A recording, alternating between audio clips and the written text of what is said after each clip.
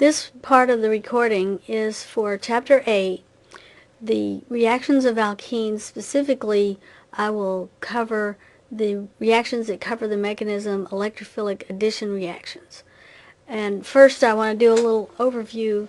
In the book they have this graph that shows a whole bunch of reactions that alkenes do.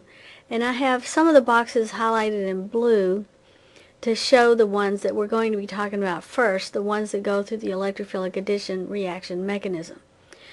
Some other things that we'll see later in the chapter will recognize that this process up here is reduction, and these that are highlighted in green are types of oxidations, different levels of oxidation. They all end up in the same place.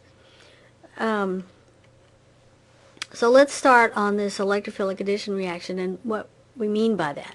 And all of these reactions are going to have certain things in common. They're going to follow a polar mechanism. They're all going to go through a carbocation intermediate, and we're going to see that the electrophile goes to the less substituted carbon because it goes on first, and so that will leave behind the more stable carbocation as the reaction intermediate. And this is really based on Markovnikov's rule, but expanded to include other things for electrophiles, whereas Markovnikov only looked at HX, that is the addition of hydrohalic acids, where X is some halogen.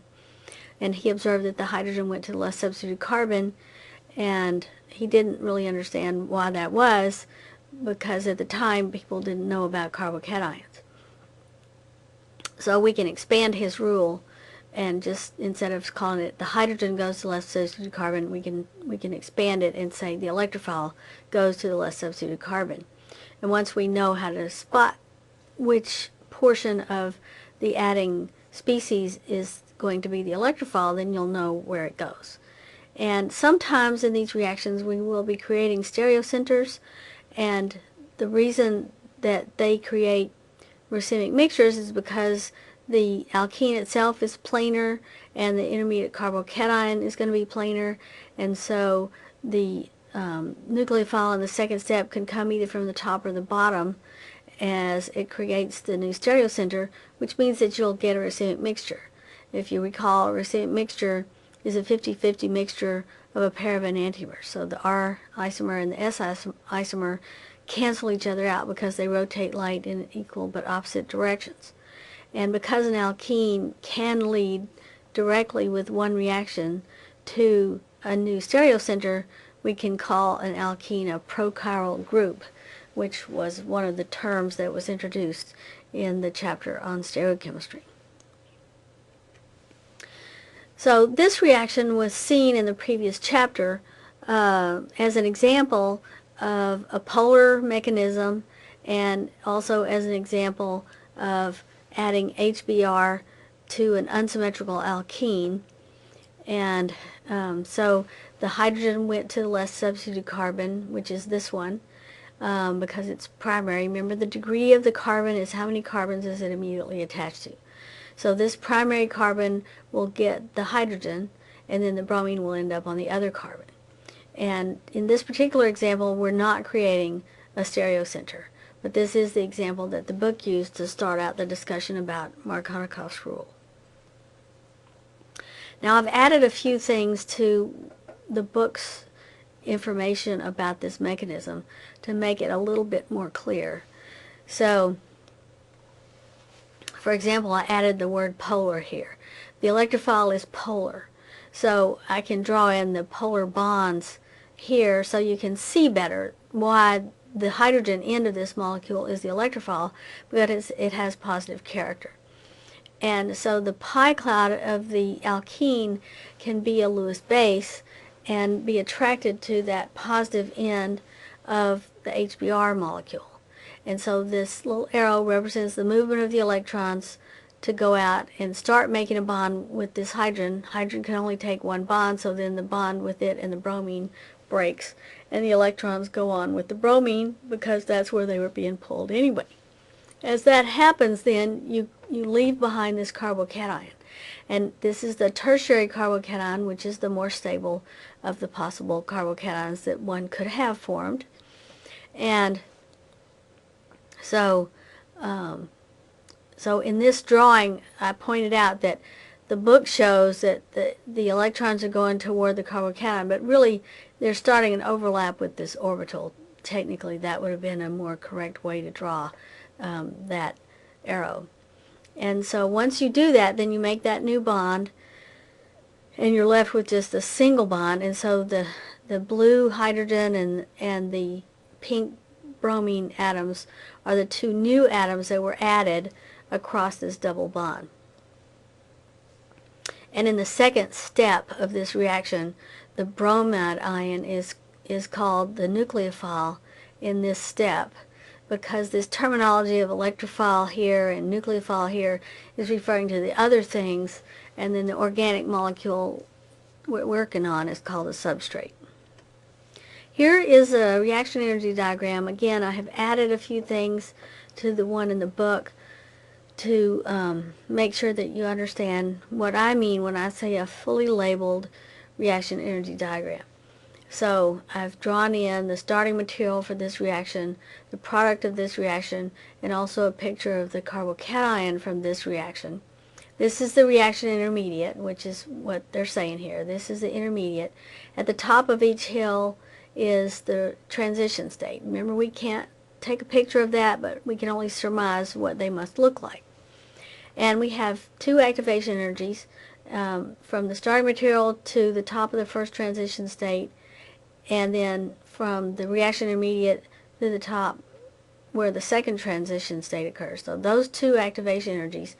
And from this you can tell that the first step of this reaction is the rate determining step, because it has the higher activation energy, which makes sense because this starting material over here is a more or less happy molecule, and HBr was a happy enough molecule, and so you've had to disrupt those stable molecules to get through this transition state and create this fairly unstable carbocation reaction intermediate.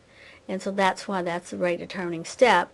And here all you're doing is electrostatic attraction of the bromide ion to this cation, and that's an easy step, or that one is a fast step. And the overall enthalpy of this reaction is an estimate of the delta G, is the difference between where your starting material's energy value was and where your product energy value is. So when I talk about drawing a fully labeled reaction energy diagram, all of these things should be on there, specifically if you know what they are, as we did in this case.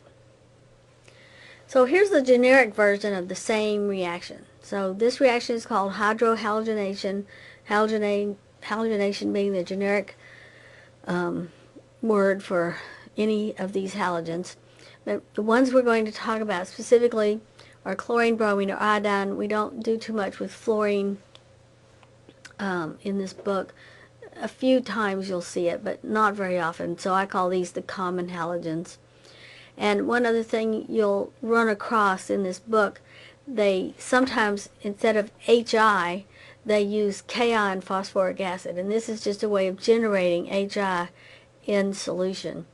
HI is the strongest of these three acids, and it sometimes isn't available, and you can generate it with the salt in a weak acid.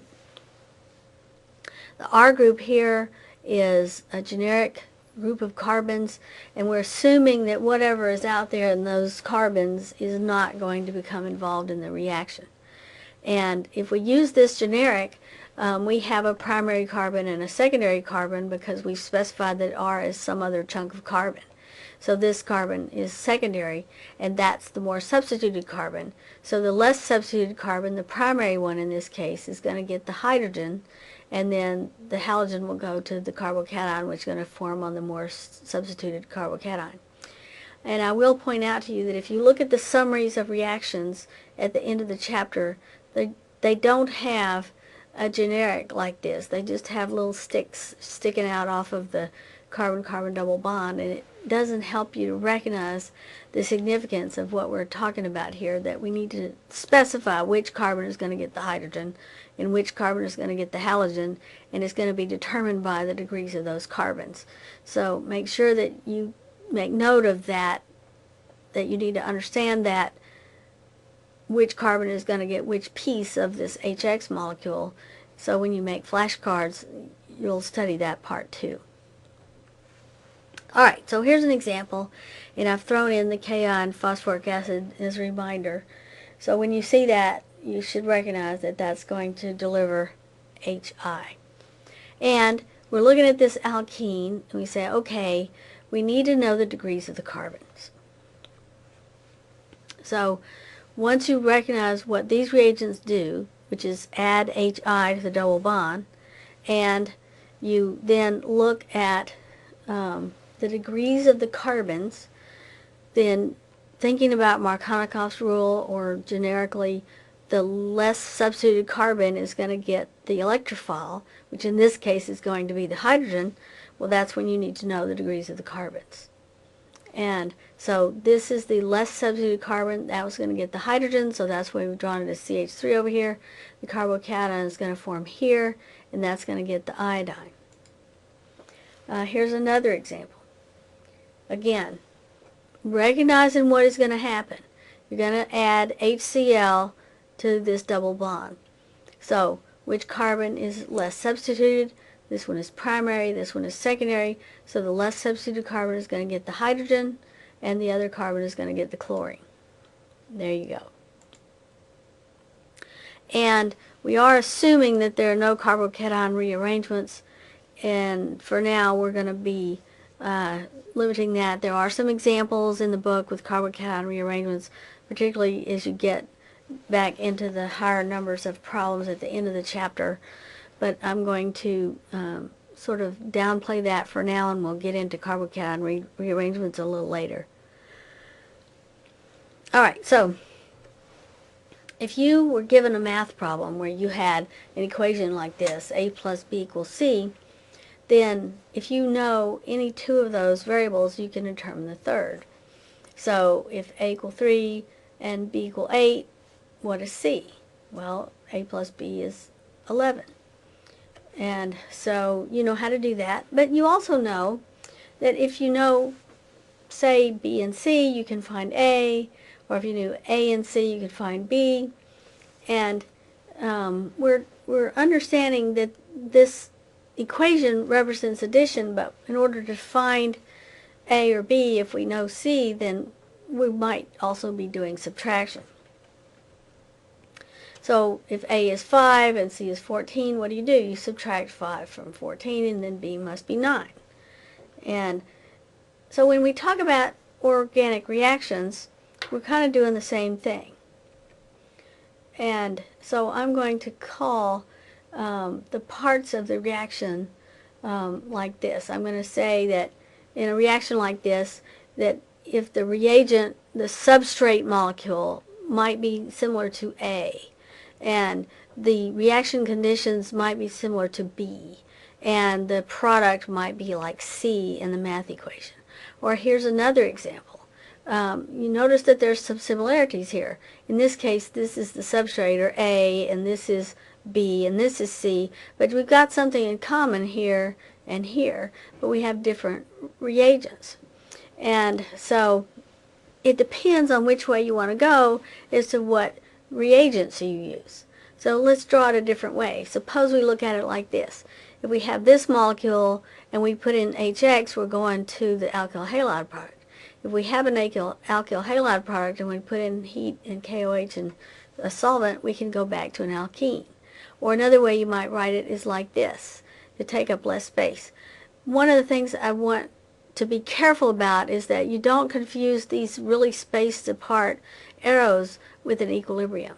In an equilibrium arrow, they're going to be right next to each other, and the arrows won't have a full head on both of them. They'll only have a half of head, so you can get them even closer together. Sometimes in the book, they'll write things like this, and you think, oh, well, you need all of this to go this way, and really that's not what they're that's why I like to separate it out like this, so you see this is one thing and this is a completely other thing that you're doing here. And don't get those ideas mixed up. And the book does do it like this, so be really careful about that.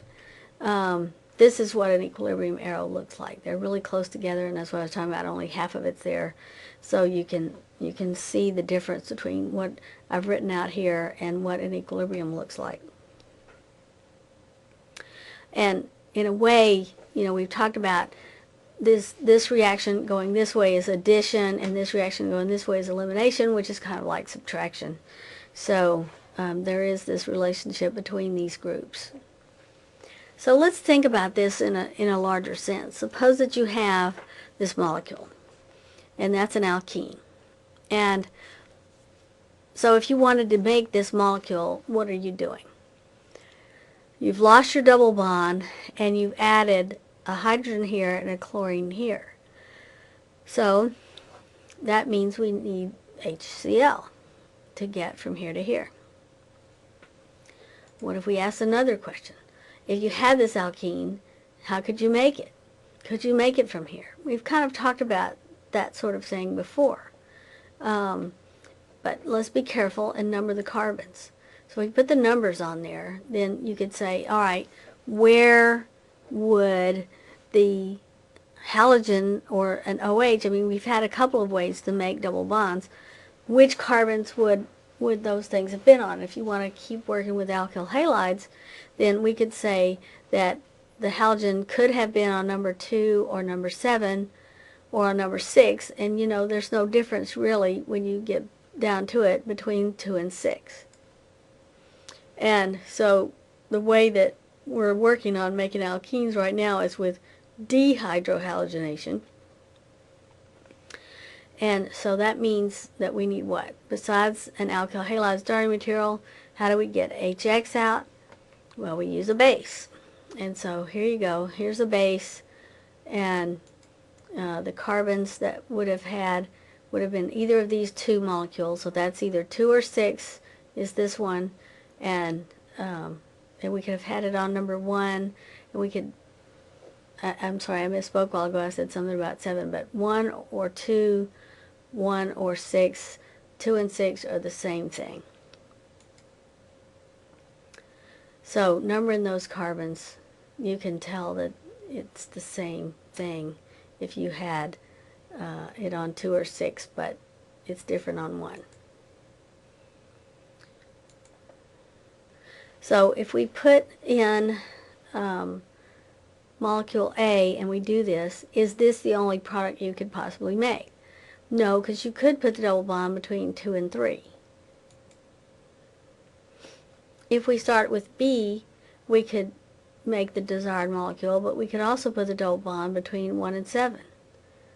So we just need to make sure that we understand what all the possibilities are. So from A, here's our other product. From B, here's our other product. Both of those are going to be minor products from either A or B, because why? Because this is a tri-substituted double bond, this is a di-substituted double bond, and this is a di-substituted double bond. Well, the tri-substituted double bond is going to be the major product from either of these two routes. So either of those would have been an okay starting material. All right, let's practice some more. Suppose that we have this molecule and we put in HI. So what's going to happen? This time, both of those carbons of that double bond are secondary. So what does that imply? Remember that the thing that we were using to tell us which carbon was going to get the hydrogen and which carbon was going to get the halogen was the degree. Well, if they're the same degree, there's no steering currents. So what that means is you're going to get a mixture. And again, we're assuming no carbon-cation rearrangements. So here's your two products. You have about an equal chance of putting iodine on either of those two carbons. And you can also ask this question. Would both of those have made equally good starting materials to make this molecule? Well, let's try that out. We'll call this one A and we'll call this one B. is this the only product you could get from A? Well, from A, if we number the carbons, then you can tell me, you could either put the double bond between 3 and 5 or between 2 and 3, and I'd let the program just number these carbons. So 2 and 3, is that going to be more or less favored than the molecule we're trying to make, which would be having the double bond between the carbons numbered here as 3 and 5. So here's our conditions. And also, if we put the iodine here, we could put the double bond where we want it. We could also put it here. Is that product going to be more or less favored? So we have to think about those products and draw those pictures so we can see how substituted is that one. Well, that one's tri-substituted, and this one is di-substituted. So this one would be the major product from A, and this would be the minor product from A. How about from B? Here's the other product. This one is mono-substituted. So that would be the minor one from B, and this would be the major one from B. So if somebody was paying you to do this and you don't want to waste too much, then probably B would be your better starting material for making this molecule. Alright, so let's go back and let's think about what we've said. We've talked about hydrohalogenation of alkenes. So we're adding H to the less substituted carbon. It's the electrophile. It goes on first. The way that we're getting HX is either from HCl or HBr or HI, but we can also use cation phosphoric acid instead of HI. The reaction mechanism is polar. We're calling it electrophilic addition because this hydrogen has positive character. That's going to attract the electrons from here. So this is the electrophile, and the pair of electrons on the alkene act as the Lewis base. So that hydrogen goes to the less substituted carbon. That gives us the more substituted carbocation. In the generic case, we have a different degree of carbon here and here. So the more substituted carbocation forms. And then in the second step, the halogen anion reacts with that, and that's how we get this product. And if we had created a stereocenter in the process, because that intermediate is planar, we would have gotten a racemic mixture. And if you go back and you look at this case, alright, and this molecule is going to be racemic, and this molecule is going to be racemic if we come from here. Because we create a stereocenter here and here, we really are going to get racemic mixtures out of those. So what does that mean? That means that you really are getting more than 2 products, you're really getting 4 products. Alright, so let's shift gears a little bit. One of the things that people do besides add HX to alkenes is they add halogen molecules to alkenes. And halogen molecules are either chlorine molecules or bromine molecules. Iodine doesn't work because most of those reactions are endothermic, in other words, unfavorable, and so it just doesn't work. So you're limited to chlorine and bromine. And this is going to be another example of a polar mechanism. It's still following electrophilic addition. So now we're going to go and kind of look for, the electrophile. The reaction is going to be regiospecific, which means that, sort of like the last reaction, even though you can imagine more than one outcome, we only saw one outcome, which was the Markovnikov orientation. In this case, we can imagine having the 2 halogens come on both sides or on opposite sides. We're going to only observe that they come on opposite sides, which we call anti-addition. And so that means trans to each other in a case where you can see that, and we'll see an example. So this reaction is also regiospecific. And the carbocation is going to be stabilized from the next door halogen ion, and again, we'll see a picture of that. And then in the second step, the halogen anion is the nucleophile. And we're still going to create racemic mixtures in cases where we're creating stereocenters, but we will only get a racemic mixture, not more products than that, because of it having to be anti-addition. So let's see some examples so we can understand some of that better. All right, first question. How do we know it's anti-addition, and how does this work? So here's a cycloalkene, cyclopentene, and chlorine molecules in a solvent. And so the product is going to be anti-addition. So there you go. The two chlorines are trans to each other. And anti because they're on opposite sides. And so we're interested in how that works, and is that the only product? Well, you've actually created stereocenters, so we also make the enantiomer. And so we get a racemic mixture. And if you try turning these around or building the molecules and look at that, you can demonstrate to yourself that this is really a pair of enantiomers and not the same molecule. So how must this be working? Well, somewhere there must be an electrophile, because we said it still follows this mechanism. And yet there's no polar molecule here. Chlorine atoms are supposedly the same electronegativity, so where is there any positive character? And we envision that perhaps there's an induced dipole, because the chlorine-chlorine bond isn't polar in principle, but perhaps when it comes close to the alkene, it will induce a dipole in the chlorine. It's kind of a hand-waving argument, but we know that chlorine is pretty reactive since we don't see too much of it floating around in nature, and so it's as good of an argument as any that you can come up with to explain why this works. So we'll just draw a little separation of charge as this guy approaches. And so the pi cloud of the electrons are going to go grab whichever end of the chlorine molecule has gotten to have positive character by virtue of coming close. And this bond will break, and this guy will leave as the anion. And that's going to create a carbocation intermediate. And in this case, it doesn't matter which one of these carbons gets the chlorine. So we'll just put the first chlorine here and say it came from underneath. And so there's our empty carbocation over there. So what happens is that even though chlorine doesn't like to make more than one bond, nevertheless it's got all these unshared electron pairs on it. And one of these orbitals can actually leak a little extra electron density over here. And I know this is a little hard to see in a two-dimensional drawing, but if you build a model, and the models don't do a very good job of carbocations, admittedly, but anyway, one of these guys can help put a little extra electron density here and make what's called a halonium ion. And that is going to block the approach of the other chlorine to cause it to have to come to the other side.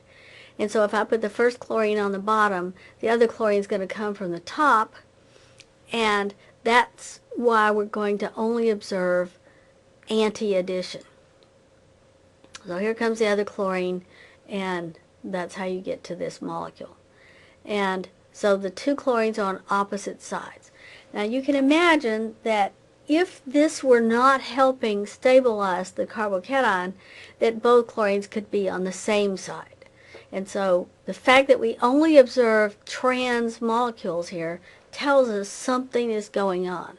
And that's really the heart of the concept of that this is a regiospecific reaction, that we only observe trans molecules when we could envision either cis or trans as possibilities. Alright, so suppose that you think about halogen molecules. Classically, when people worked with chlorine molecules and bromine molecules, they dissolve them in water. So it stands to reason that people would try doing a reaction with halogen molecules dissolved in water. The problem is that alkenes aren't particularly soluble in water, and so, that's kind of rough to get them to come into contact sufficiently to react. But if you can mix it really violently, stir it really vigorously, then maybe it will work anyway. Then it turns out that it does work, because as soon as the reaction starts, then more stuff will keep going. And when you have all these water molecules in there, they're going to surround this carbocation. And that process is called solvation. So you've got water, it's acting as a good solvent for both the halogen molecules, an excellent solvent for the carbocation because water is polar and nothing is more polar than an ion. So they surround this carbocation and actually become a competitive nucleophile and actually become a participant in the reaction. And the product that you're going to get is called a halohydrin. So let's look at pictures of that. So here's the overall reaction. An alkene reacting with halogen molecules in aqueous solution. And we're going to get this product that's called a halohydrin. And that terminology is used when you have an OH on the same carbon or an adjacent carbon to another functional group. So it's a halo because of the halogen, hydrin because of the OH, and on adjacent carbons. So you can tell that the halogen was the electrophile. One thing you might ask is, well, how do you know that? Well, again, look out the window. There's plenty of water out there, but not so much halogen molecules. So you know what's the most reactive species in this combination right here has to be the halogen molecules. And we talked already about, the possibility of inducing a dipole in this molecule because it's pretty reactive. It's not all that happy. So if you have this combination, then it's going to start reacting with the alkene kind of like it did before. And so we're still going to be limited to chlorine and bromine. We're still talking about a polar mechanism that's going through electrophilic addition. The reaction is still going to be regiospecific because we know which carbon is going to get the halogen. It's going to be the less substituted carbon. And we also know that we're going to get anti-addition, that is, the halogen and the OH are going to be on opposite sides. And that's because the carbocation is being stabilized by the halogen, the halonium ion. And the water is going to be a nucleophile in the second step. And if we create a stereocenter, we're still going to be making a racemic mixture because we had the initial planar molecule, and that first halogen could have come from either side, and the intermediate carbocation is planar. And I want to say one more thing. Right here, I noted that we might have a small amount of dihalide form. So if you had not used water, if you'd used ether, in the previous couple of slides we talked about that reaction, just plain old halogenation, and this was the product. Well, this turns out to be that you're going to make a small amount of that, and here's the reason why. Over time, if you look at the concentration of the starting material, it's going to decay over time, and the concentration of product is going to increase over time. Well, if one of the products is the halogen anion, then the concentration of the halogen anion is going to go up, and at some point it's going to be as likely to run into that carbocation as the water molecules, and so it will compete with the water as a nucleophile. Alright, so let's look at an example. So again, here we have two different degrees of carbon. We have this combination of bromine molecules dissolved in water. Bromine is the most reactive material here. So we're going to start out by doing an electrophilic addition on this bromine molecule due to the induced dipole effect of having the bromine come close. And one end of it will get to be positive, and it's going to go on first, so it's the electrophile. This one is tertiary, this one is secondary. The secondary carbon is going to get that first bromine. And then the other carbon is going to get the water, which is going to lose a proton and become an OH. So let's draw a picture of that. So I've got a little stereochemistry going on here. This one did not create a stereocenter because I have two things that are the same on there. I did create one stereocenter. So I've drawn a possible orientation of that. And the bromine and the OH will be on opposite sides. You notice that I put the bromine on the less substituted carbon and the OH on the more stable carbocation, which was the tertiary one. And, of course, we'll have the mirror image. Because we create a stereocenter, we get the mirror image also, a racemic mixture.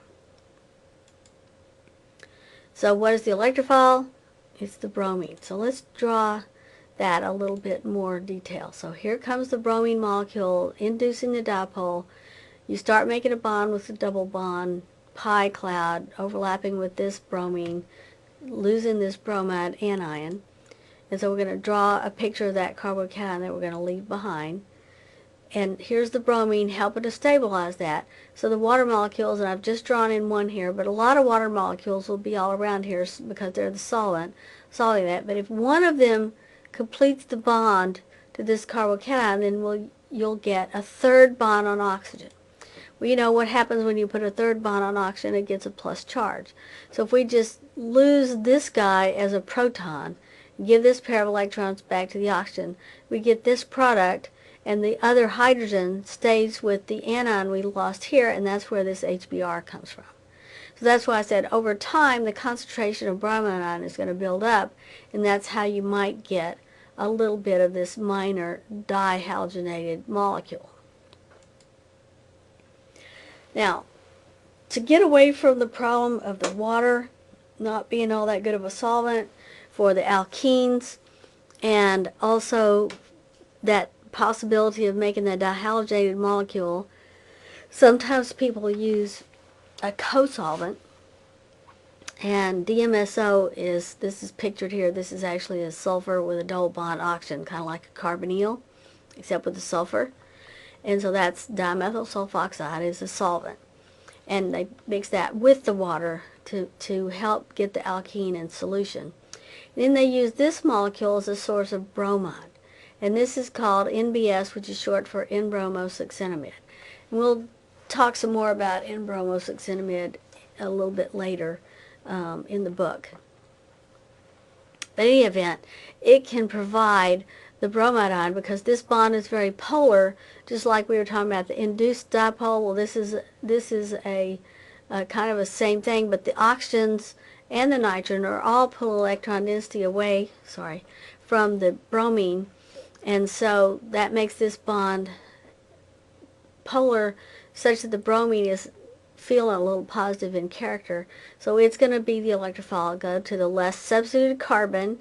The more substituted carbon will then get the OH because there's water in here, and so you can make your halohydrin without problems of having any dihalogenated byproducts or solubility problems in the first place. You notice that they said they got a 70% yield.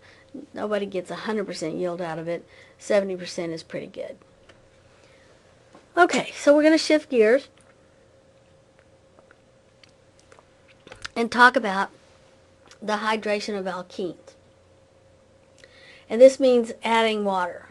So we're going to add the elements of water across the double bond. And we're going to ultimately see three reactions to do this.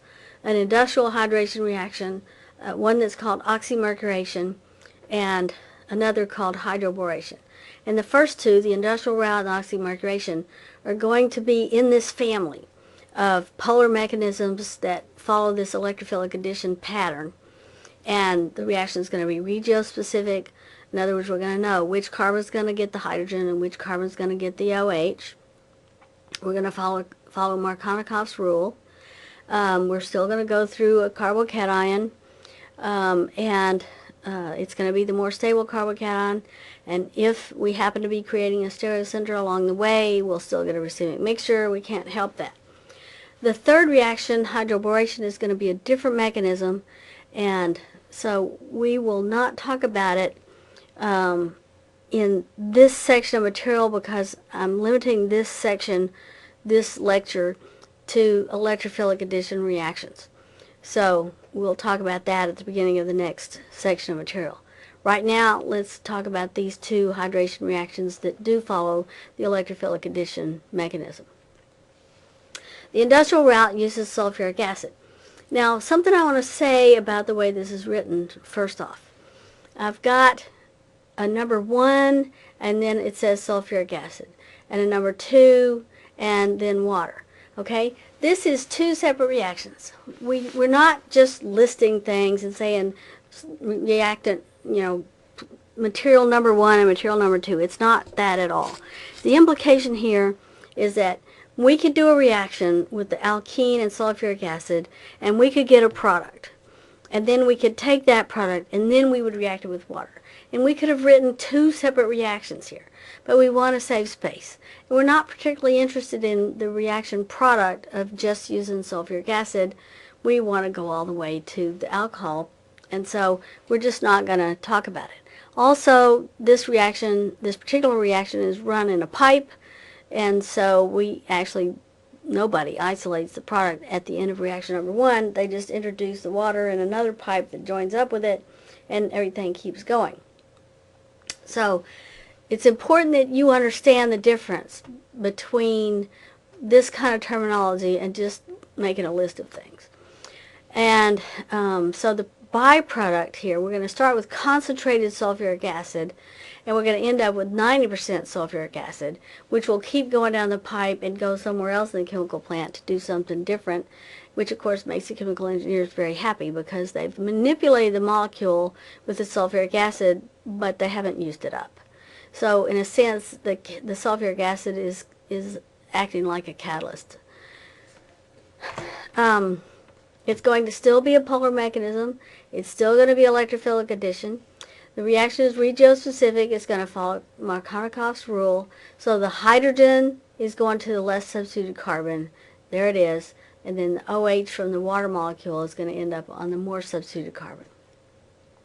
And it's going to go through the more stable carbocation as the other reactions did. So when the sulfuric acid comes near to the alkene, it starts to ionize, and the alkene will pick up a proton from the sulfuric acid. Now, sulfuric acid without water isn't really particularly ionized, so it's only doing this because of coming into contact with the alkene. And so we put the hydrogen on the less substituted carbon, make the more stable carbocation, and all that's in the pipe right now is just these two things right here.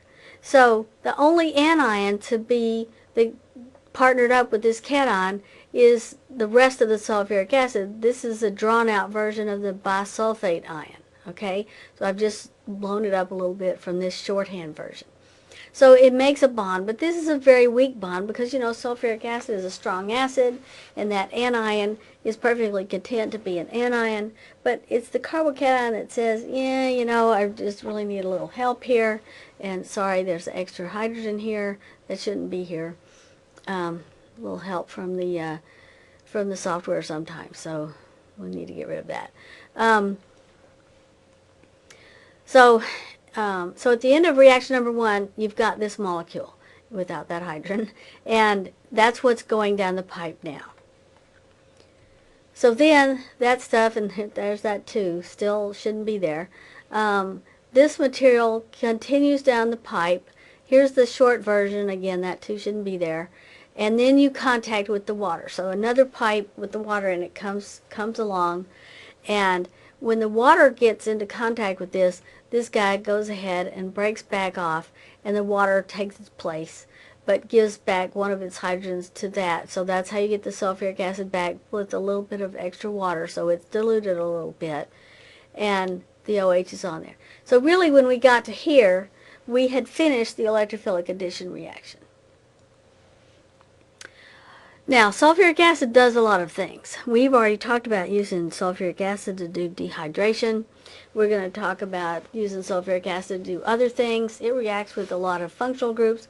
So sometimes this kind of reaction is not so desirable because the sulfuric acid might do something that you did not intend. And remember, the whole deal about this R being our generic is that we assume that whatever's out there in the R is not going to get involved in the reaction.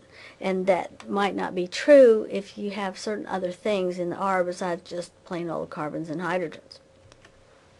So here's another example.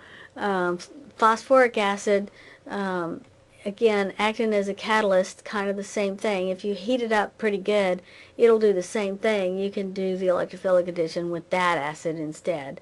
And again, this is bad because you have a high temperature, and so you're still limited to fairly simple alkenes. And so, again, it's not really that different than the sulfuric acid route. We still need something else that we can use that's going to work with more complicated molecules. So people came up with the idea of using mercury. Now, here's our little periodic table, part of it. And mercury is a pretty heavy metal, down here in the periodic table. It's been known for a long time, was known to the alchemists, and it can either take a +1 or a +2 oxidation state besides elemental. It can make bonds that actually have a lot of covalent character. You notice that it's in the green area, so technically it's not as electronegative as carbon, but in terms of the green guys, it's still pretty close to some of the things that were considered to be moderately electronegative. And so it can make some covalent bonds, and but the bonds will still be polar toward the more electronegative element. And anytime you use a metal, like the mercury, in a compound that also contains carbon, we call that organometallic chemistry. So here's a picture of the molecule that we're going to use. This is called mercuric acetate, and here is the shorthand version of writing that. So OAC stands for acetate, and so this part of all of this is the acetate group. This much of it right here is called an acetyl group. So that's the AC part of it, and then O for the oxygens, for that's the full acetate. So two of those associated with one mercury, and so all of that drawn out this way or abbreviated this way is kind of nice. If we add the polarities of the bonds, all of them, you've got the carbons and the mercury with positive character, and you've got all these oxygens with negative character. And the mercury is further away from oxygen in electronegativity than carbon is, so these bonds between the mercury and the oxygens are the most polar, and the mercury is the most positive in character of the things that have positive character in this molecule. So then when we put in a potential electrophile, it's going to be attracted first to the mercury. And there were our electronegativity numbers, so you can see again why that's the most positive element in this molecule. It can only take 2 bonds, however, and you notice in mercuric acetate, it already has 2 bonds. So if we start to make a bond between our alkene and this mercury, one of these bonds is going to break, either this one or this one, and we're going to lose an acetate from there. So here's a mechanistic idea of what's going on. Overall, here's our reaction. Here's an alkene, again a generic. Step number 1, reaction number 1. We're going to react with the mercuric acetate in aqueous solution. Reaction number 2. We're going to react with sodium borohydride, and I'll have a little bit more to say about that in a minute. We're going to get the same kind of product, that is Markovnikov addition alcohol, that we got when we did the industrial hydration. So the alkene is attracted to the most positive element, the mercury, and we break this bond and create an acetate. So here's the acetate, it's resonance stabilized, and the mercury is going to go to the less substituted carbon, same reason as before. And again, I have a 2 in here that shouldn't be here, I'm really sorry. And the electrons from a water molecule, this is kind of like when we did the halohydrin, this water is the solvent, it's going to surround this, so some of those water molecules are going to make a bond with that, and the third bond on the oxygen is going to cause a positive charge on the oxygen. We're going to lose a proton. And at the end of reaction number 1, we have this stuff right here. Okay? Now you're looking at that and you're saying, well, you know, that really wasn't what I was planning to get. I've got this mercury in here. But you have done electrophilic addition. And the electrophile was the mercury, and the nucleophile in the second step was the water, and then we lose the proton. And so all of this has been accomplished by reaction number 1. And that was the end of the electrophilic addition reaction portion of this. Now, this stuff right here is called sodium borohydride. And anything whose name ends in the word hydride can deliver a hydride. And a hydride is a hydrogen with a pair of electrons, or here's a way of writing that. And what it's going to do is it's just going to take the place of or substitute for the mercury. We don't really care about the mechanism of that, but it's just a substitution.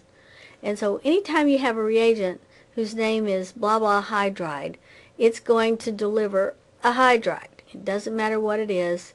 So this is just my generic way of saying anybody whose name ends in hydride delivers a hydride, and you need to know what that is. So here's an example from the book with a color-coordinated water, and THF is another solvent. And so we have a co-solvent situation here, again, to help because the alkenes are not particularly soluble in water. And so we've got a second degree carbon here, a tertiary degree carbon here, and so the hydrogen, which is going to take the place of the mercury, is going to be on the less substituted carbon, and the more stable carbocation is going to get the water. So there you go. So let's try that again. Here's another example. So same reaction conditions. What does that do? That adds water. You've got the more substituted carbon, the less substituted carbon. The more substituted carbon gets the OH, the less substituted carbon gets the hydrogen.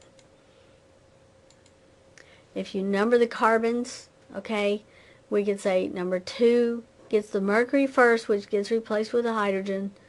Number 3 is the less substituted carbon, gets the mercury first, gets replaced by hydrogen, and the OH ends up over here.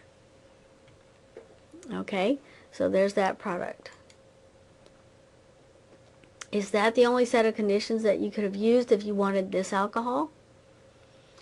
Well, it's kind of like our analysis before. We've got these carbons numbered. If you think about this molecule, where could the double bond have been? Well, it could have been between 2 and 3. We just saw that. But couldn't it have also been either between 1 and 2 or 2 and 4? That's the same thing, right? Either one of those would be the same molecule. So if we look at it, we could have done that.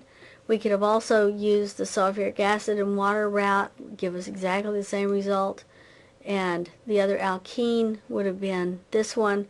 So either this alkene, less substituted carbon gets the hydrogen, more substituted carbon, number 2, gets the OH. Either one of these alkenes, under either this set of conditions or the oxymercuration, is going to give us the same product. Okay, so let's review. We've talked about electrophilic addition reactions. They're polar reactions. They go through a carbocation. The carbocation that forms is going to be the more substituted carbocation.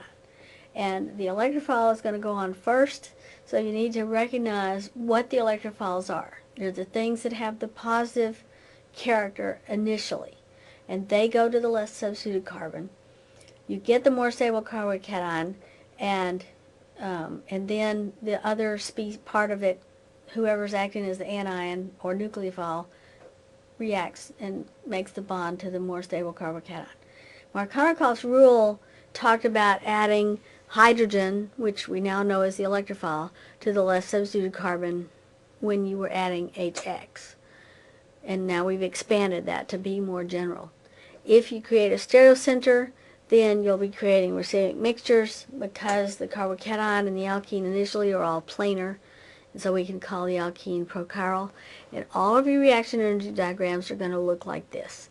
Whoever your reacting substrate is, whoever your product is, you're going to have an exothermic example. We're going to have a larger activation energy for the first step, and then we're going to make some kind of carbocation reaction intermediate, and then an easier second step. They all look just like that. It's just a matter of knowing what goes here and what goes here and what goes here. You could draw that out as the more substituted carbocation. Okay, so I'm going to stop that material now.